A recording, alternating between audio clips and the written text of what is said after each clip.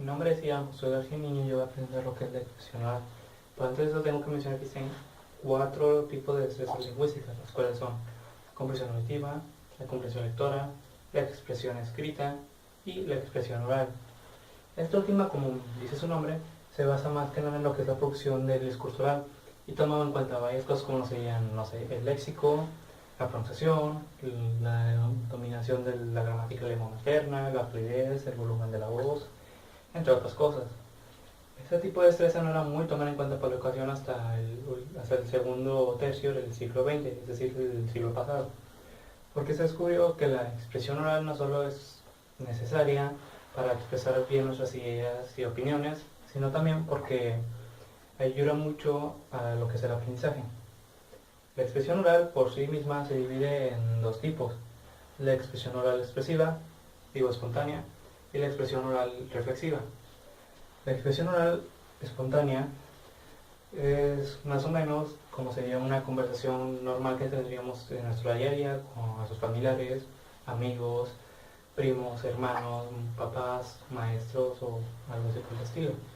Este tipo de expresión oral se caracteriza sobre todo porque es muy dinámica, expresiva e innovadora. Y también se basa mucho en las costumbres, en los modismos y otras cosas dependiendo del lugar donde se encuentren los interlocutores o de dónde vienen ellos. La expresión oral también se caracteriza por algunas cosas que son muy comunes en este tipo de expresión. Por ejemplo, el uso de muletillas, interrupciones constantes entre los interlocutores, divagaciones, silencios más o menos largos y espontáneos, frases predeterminadas para iniciar o terminar conversaciones, interrogaciones o exclamaciones en la conversación, el uso de apócopes, es decir, reducir, por ejemplo, una palabra, reducirla a unas dos, unas cuantas letras, por ejemplo. La palabra nada normalmente se suele reducir a na, la palabra para se suele reducir a pa. También algunas incorrecciones ortográficas, como por ejemplo retirar una letra de alguna palabra. Por ejemplo, en la palabra verdad normalmente se suele quitar la D y queda como verdad. O también en la palabra mira se suele quitar la M y queda como ira. Por su parte, la expresión oral reflexiva se basa, más bien, la expresión oral reflexiva suele ser un poco más, ¿cómo decirlo?, más planeada, más pensada, puesto que en este tipo de expresión nuestras palabras, todas las palabras, gestos y demás cosas que decimos ya las tenemos pensadas que vamos a decir y no solemos recurrir mucho a lo que es la improvisación o a decir nuestras ideas así como van saliendo de nuestra mente. Este tipo de expresión utiliza 4 cosas, que son la descripción, la narración, la argumentación y el diálogo. La descripción consiste en narrar o explicar cómo es un lugar, un paisaje, una persona, un animal, un objeto o cualquier cosa. La descripción normalmente suele utilizar lo que son los adjetivos y sustantivos calificativos, aunque también suele utilizar mucho lo que son metáforas y comparaciones o símiles, siendo lo que menos suele usar son los verbos. La descripción se utiliza en varios lugares, como por ejemplo en los textos científicos se utiliza para describir paso a paso cómo se hizo una investigación o cómo funciona cierto fenómeno o cómo es cierta cosa que acaban de descubrir, como por ejemplo un animal nuevo. En el caso de los textos informativos se suele utilizar más que nada en lo que son los manuales, también las guías turísticas. En los manuales, puesto que se recurre a la descripción para explicar a detalle cómo es que funciona el objeto y cómo, por ejemplo, cómo ensamblarlo o armarlo. En cambio, en los textos turísticos se suele utilizar para describir cómo es el lugar, por ejemplo, cómo sería una playa, un bosque, una montaña, o así, lugares turísticos que suelen visitar la gente. Y los textos literarios se utilizan mucho para describir lo que son los lugares, cómo son los personajes, o para describir cómo va sucediendo cierta escena. La narración, por su parte, se divide en 3 partes, que serían el planteamiento, el desarrollo nudo y el desenlace. El planteamiento es el que nos suele introducir a los personajes, los personajes o a los lugares en donde se va a desarrollar la historia. El desarrollo nudo suele presentarnos más o menos cómo se va desarrollando la historia o cómo apareció el conflicto a resolver. y también como los personajes pues van, por así decirlo, viviendo con ese problema o cómo tienen que solucionarlo.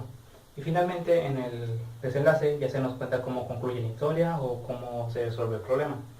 La narración, como ya todos sabemos, suele ser un relato escrito u oral, ficticio o real, el cual nos narra cómo fue un hecho histórico, una historia, cuento, entre otras cosas.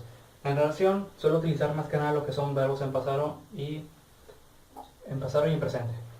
Aunque también suele utilizar lo que es la descripción en algunas partes o incluso a lo mejor lo que es el diálogo y lo que es la argumentación.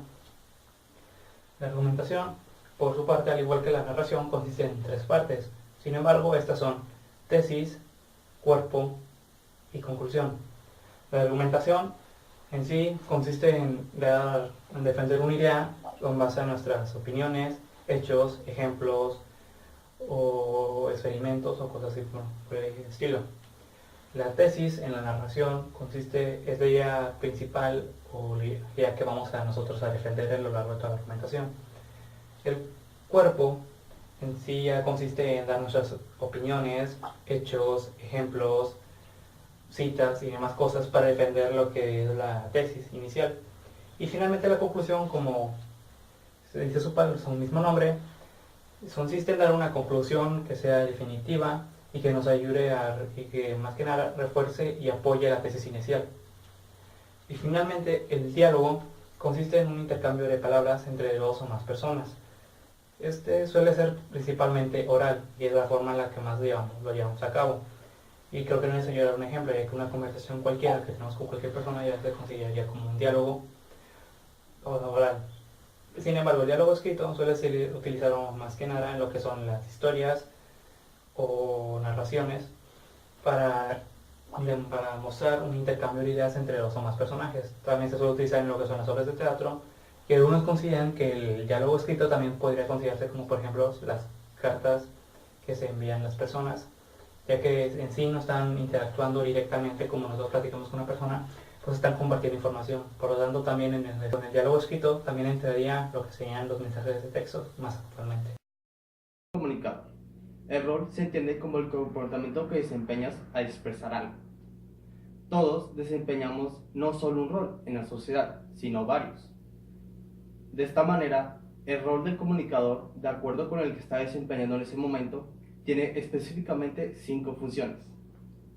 Yo explicaré la primera función y mis demás compañeros las siguientes. Función lingüística. Cuando el comunicador empieza a generar ideas, está utilizando la función lingüística. La función lingüística es muy variable, ya que el mensaje puede ser formal, informal, especializado, popular, culto o estándar. Por ejemplo, piensa en el discurso que les dirías a tus papás para decirles que has ganado una beca al extranjero. Seguramente sería muy diferente en estructura de ideas a como se lo dirías a una novia o a un amigo. La función social es la que permite que el comunicador pueda interactuar de forma apropiada de acuerdo al contexto en el cual se encuentre, ya sea en un contexto religioso, político, familiar, con amigos, etc. Un ejemplo de este tipo de función sería, por ejemplo, la organización de una fiesta, puesto que el protocolo para planearla entre nuestros padres, por ejemplo, sería muy diferente a planearla con nuestros amigos. Ya que con nuestros padres ya tenemos que tener ya todas las ideas de lo que vamos a hacer, cuánto va a costar, dónde va a ser y todas esas cosas, mientras que con los amigos es algo más libre y por lo tanto nos vamos diciendo las cosas de acuerdo a cómo vayan saliendo, cómo se nos vayan ocurriendo. La siguiente función es la función simbólica. Más que nada, esta función ha sido representada en los últimos años, ya que diversas redes sociales como WhatsApp, Facebook y Twitter han creado lo que se conoce como emoticones. Así, a través de estos ya no necesitamos hablar para poder expresar nuestros sentimientos y nuestras ideas. También de otra forma en la que nosotros podemos encontrar esta función es cuando vemos anuncios publicitarios en los cuales existen colores como rosa, y pues esto automáticamente, sin pensarlo, nosotros lo relacionamos con el sexo femenino.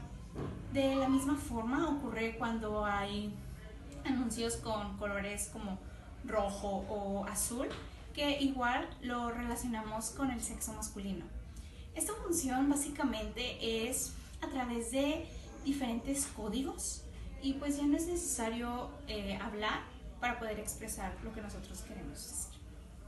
Yo les voy a hablar de la función cultural. Esta función del comunicador trata acerca de valorar las diferencias y las similitudes de diversas culturas. Sabemos que la comunicación es el medio por excelencia por el cual se transmiten tradiciones, creencias, costumbres y comportamientos de diversas culturas. Un ejemplo muy común es el de la antigüedad, el de las mujeres que no podían usar pantalón de mezclilla, pero los hombres sí. Hoy en la actualidad, cualquier hombre y cualquier mujer pueden usar pantalones de mezclilla, ya que ahora es muy común y es muy normal ver eso alrededor de nosotros. La función organizativa es la que promueve la interacción y transmisión de información entre los diferentes niveles dentro de una estructura social, ya que dentro de esta se necesita la comunicación para transmitir la información desde los puestos más altos de la jerarquía hasta los más bajos. Por ejemplo, en un equipo de fútbol, normalmente es el dueño del equipo el que está más arriba, luego seguido del director técnico, luego el entrenador, luego el director técnico, el capitán y luego los jugadores. De modo de que cuando se da una orden, por ejemplo, el director técnico tiene que pasarla primero al capitán y luego que se lo pasa a los jugadores. O si el dueño del equipo tiene toda una información, pasa del dueño del equipo al entrenador, luego al director técnico, luego al capitán y a los jugadores.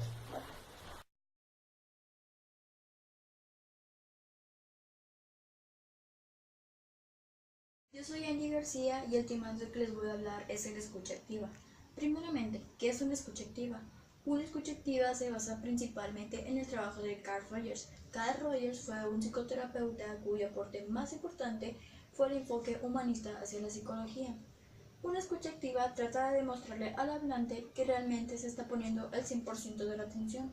Además de esto, la escucha activa es la habilidad de poder entender las expresiones, los comportamientos, las creencias y las ideas de la otra persona. Dentro de esta escucha activa existe una comunicación. No puede haber comunicación si el proceso no es dinámico o dialéctico. ¿Qué quiere decir dialéctico? Que se puede dialogar, discutir o argumentar. Dentro de este tema existen obstáculos. Vamos a mencionar 4. El primero es la atención dividida, también conocida como multitareas. Aquí es donde la persona hace más de 2 cosas a la vez. Ponemos como ejemplo cuando una persona está hablando con otra y a la vez está viendo la televisión. Aquí no se puede ejercer el 100% de la atención hacia la otra persona, ya que tenemos como factor distractorio a la televisión. El segundo obstáculo es la atención a nosotros mismos. Aquí ponemos como un ejemplo cuando vamos a dar una clase frente al grupo, nos ponemos tan nerviosos y nos preocupamos tanto por que la clase salga muy bien que no nos damos cuenta que no estamos ejerciendo el escucha activa. El tercer obstáculo es pretender que se escucha. Aquí es cuando hablas con una persona y aparentas que realmente la estás escuchando, pero realmente estás pensando en otra cosa que no es del tema del que te está hablando la otra persona. Puedes estar pensando en algún problema, algo que te pasó, comida, amigos, tu pareja, en lo que sea, menos en lo que la otra persona te está contando. El cuarto y último obstáculo es minimizar al interlocutor. Aquí es cuando 2 personas están hablando y alguien le está contando a otra una anécdota o algo que le pasó y la otra persona trata de minimizarlo diciéndole expresiones como a mí me pasó algo peor, eso no es nada, yo tengo algo mejor, con el fin de hacer menos a la otra persona y que su problema se haga más grande para ser el centro de atención. Dentro de la escucha activa existen actitudes que fomentan este tema. Por ejemplo, el no interrumpir, dejar hablar a los demás, mostrar una empatía, un interés hacia el interlocutor, aprender entre líneas. Además de esto, también existen ventajas. Se puede crear un ambiente de empatía entre los 2 interlocutores, un interés mutuo, un aprendizaje entre ambas charlas, así como también se puede dar una sana cooperación entre ambas personas. Y bueno, este fue el tema de escucha activa. La escucha activa se desarrolla a lo largo de la vida diaria, día tras día, ya que al momento de hablar con una persona y poner el 100% de nuestra atención, estamos dando lo mejor de nosotros para poder entender a esa persona.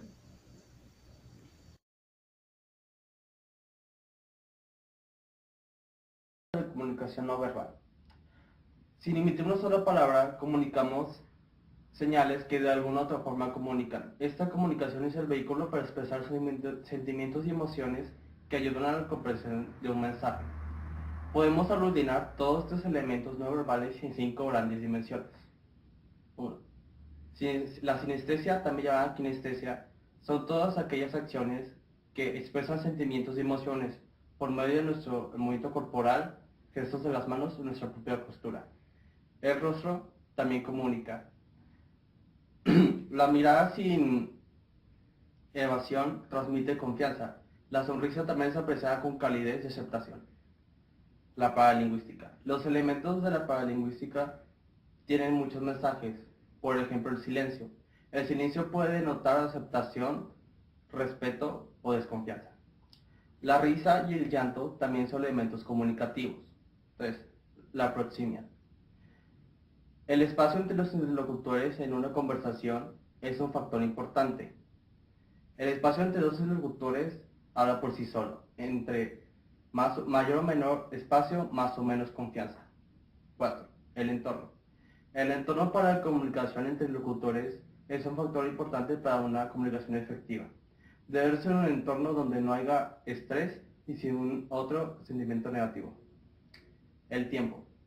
El tiempo para una comunicación efectiva es muy necesario. Si un interlocutor tiene prisa, llega tarde o por el contrario, ha causado una larga espera, son obstáculos para una comunicación efectiva. Todos estos son elementos necesarios para una buena interpretación del mensaje. De no llevarlos a cabo, crea sentimientos negativos respecto a las enunciados. Hola, buenas tardes. Mi nombre es Paola Yasmín Espinosa Rodríguez y el día de hoy les voy a compartir un tema acerca de las habilidades para la comunicación oral.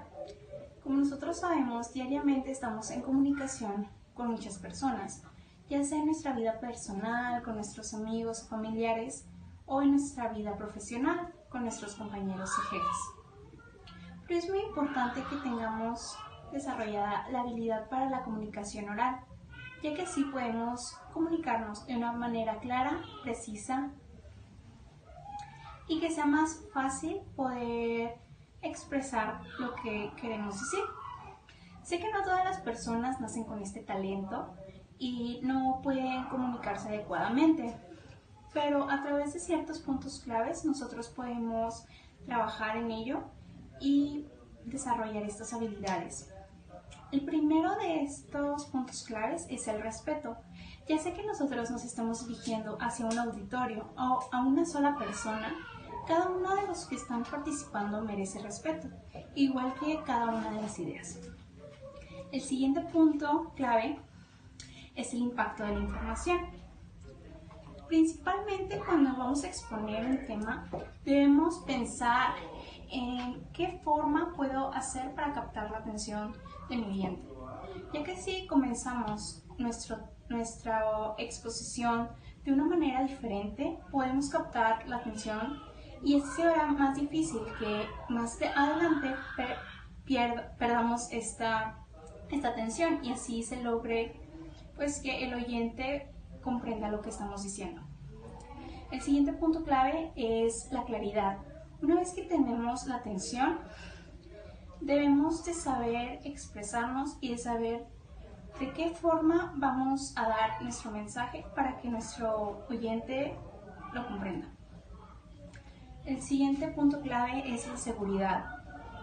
Es muy importante que nosotros como expositores mostremos seguridad, ya sea en nuestras palabras y en nuestro cuerpo, ya que también nuestro cuerpo habla mucho sobre cómo nos sentimos. Entonces, no es lo mismo exponer un tema y estar moviéndonos, moviendo las manos, a estar en una forma segura. También hay que en este punto evitar las muletillas, que es la repetición de las palabras cuando estamos nerviosos, y pues también controlar los ademanes. Otro punto clave es darles la atención a personas que están escuchando, dejar un espacio para poder también escuchar sus opiniones y de esta forma complementarlo y que nuestro oyente se sienta mejor. Y evitar tener una voz monótona, que solamente que sea el mismo tono de voz en todo el discurso. Es importante que apliquemos esto, que controlemos nuestra voz para que no sea un poco aburrido para nuestro oyente y de esta forma se vaya a perder la atención. Y el último elemento son los elementos verbales.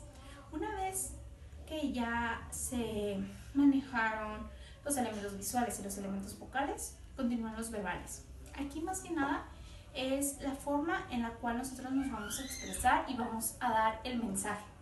Cada una de las personas puede dar un mismo mensaje pero de formas diferentes, ya que cada una pues tiene un habla distinto. El habla pues sabemos que es la forma individual en que cada uno de nosotros pues manejamos nuestro lenguaje. Entonces es muy importante que nosotros nos expresemos de manera correcta para poder darle a nuestro oyente el mensaje que nosotros queremos. El último punto clave es la empatía y la asertividad, ya que a través de estos dos nosotros podemos cultivar relaciones muy, muy importantes. A través de lo anterior también necesitamos de ver a la persona, de intentar no controlar la conversación, no cambiar el tema, no interrumpir, hacer preguntas. Si hacemos esto vamos a poder tener una buena comunicación. También, aparte de esto, nosotros podemos apoyarnos con la fórmula VVV hecha por Albert Mehaber, el cual dice que se divide en tres aspectos: en los elementos verbales, en los elementos visuales y en los elementos vocales. El primer punto son los elementos visuales. Aquí es todo lo relacionado a lo físico, cómo nos vemos, nuestra apariencia, en qué forma venimos vestidos, también cómo estamos expresándonos. Después de esto, continúan los elementos vocales, que son más que nada nuestro tono de la voz, nuestra claridad, la velocidad en la cual nosotros estamos expresándonos. Y aquí lo que más se recomienda es darle un énfasis a las cosas más importantes, evitar tener una voz monótona, que solamente que sea la misma.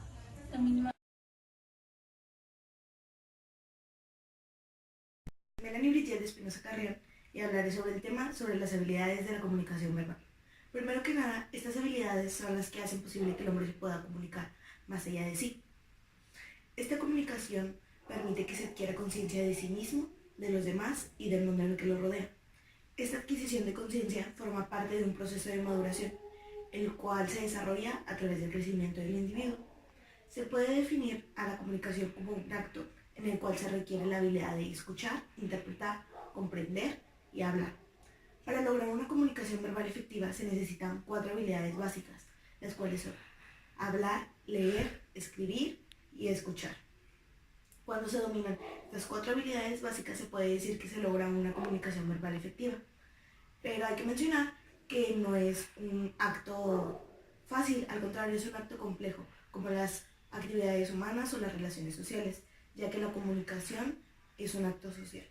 Por lo anterior, es importante considerar que las habilidades comunicativas verbales se desarrollan a través de procesos cognitivos, los cuales a su vez están formados por subprocesos que se organizan de manera jerárquica.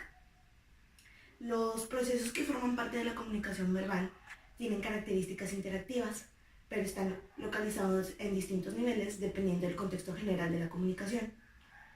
Las habilidades comunicativas verbales tienen 3 características primordiales. La primera es la expresividad, que tiene que ver con las características de la comunicación no verbal, ya que es natural e instantánea.